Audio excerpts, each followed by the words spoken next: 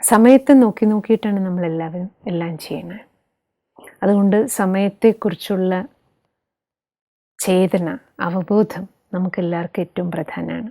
വർത്തമാനകാല സംഭവങ്ങളെ മാത്രം നോക്കിക്കൊണ്ട് നമുക്ക് ചില കാര്യങ്ങൾക്ക് പരിഹാരം കാണാൻ കഴിയില്ല. അതെന്താ അങ്ങനെ, എനിക്കെന്താ ഇങ്ങനെ?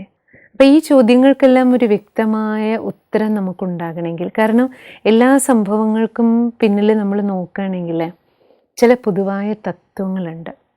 അത് മനസ്സിലാക്കണം എന്നുണ്ടെങ്കിൽ ലോക ചരിത്രത്തിൽ ഞാൻ അഭിനയിച്ച് പൂർത്തിയാക്കിയ എൻ്റെ അഭിനയ ഭാഗങ്ങളെ എനിക്ക് വ്യക്തമായിട്ടൊന്ന് കാണാൻ കഴിയണം. അതിനാണ് നമുക്ക് കാലചക്രത്തിൻ്റെ പഠനം ആവശ്യം.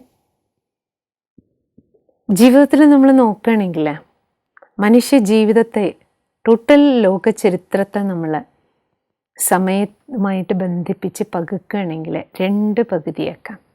മനുഷ്യ ജീവിതത്തിൻ്റെ ആദ്യ പകുതി സമ്പൂർണ്ണ വെളിച്ചത്തിലൂടെയുള്ള യാത്ര, മറ്റൊന്ന് ഇരുണ്ട യുഗം അഥവാ ഇരുട്ട് നിറഞ്ഞ കാലഘട്ടം. അപ്പോൾ വെളിച്ചമുള്ള കാലഘട്ടവും ഇരുണ്ട കാലഘട്ടവും എന്ന് നമ്മൾ 2ആയി പകുക്കാറുണ്ട്. അതിൽ രാജയോഗത്തിൽ നമ്മൾ പഠിക്കുന്ന ആ വെളിച്ചം നിറഞ്ഞ കാലഘട്ടം എന്ന് പറയുന്നത് സമ്പൂർണ്ണ ആത്മബോധത്തിലുള്ള ജീവിതമാണ്. ഇരുണ്ട കാലഘട്ടം മനുഷ്യ ജീവിതത്തിൽ ശരിക്കും ആത്മബോധം നഷ്ടപ്പെട്ട് ശരീരബോധത്തിലൂടെയുള്ള ജീവിതമാണ്.